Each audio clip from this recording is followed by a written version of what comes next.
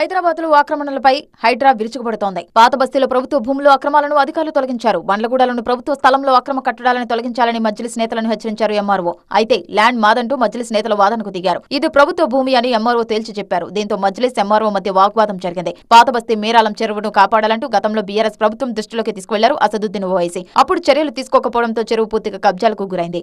దీంతో అసదుద్దీన్ ఓవైసీ చేసిన పాత ట్వీట్ వైరల్ అవుతోంది. మరోవైపు Hyderabad disaster response and assets protection agency దూకుడు పెంచింది. ప్రభుత్వ స్థలాల్లో ఆక్రమణలపై ఫిర్యాదులు వస్తుండటంతో అధికారులు కూడా అదే తరహాలో చర్యలు తీసుకుంటున్నారు. రోజుకో చోట కూల్చివేతలు జరుపుతున్నారు. ప్రజల నుంచి వస్తున్న ఫిర్యాదుల ఆధారంగా విచారణ జరిపి ఆక్రమణలను తొలగిస్తున్నారు. ఇందుకోసం పోలీసుల సాయాన్ని తీసుకుంటున్నారు. కొన్ని ప్రాంతాలకు నేరుగా హైడ్రా కమిషనర్ ఏవి రంగనాథ్ వెళ్లి స్థానికులతో మాట్లాడుతున్నారు. అధికారులతో మరో దఫా విచారణ జరిపి పూర్తి వివరాలు సేకరించిన తర్వాత ఆక్రమణలను తొలగిస్తున్నారు. ఇప్పటికే సిటీ చాలా చోట్ల అక్రమంగా నిర్మాణాలను చేపట్టినట్టు స్థానికుల నుంచి ఫిర్యాదులు అందడంతో పాటు హైడ్రా కమిషనర్ క్షేత్రస్థాయిలో విచారణ చేపట్టడంతో వెలుగు చూసిన ఈ అక్రమ నిర్మాణాలను పూర్తిగా నేలమట్టం చేశారు.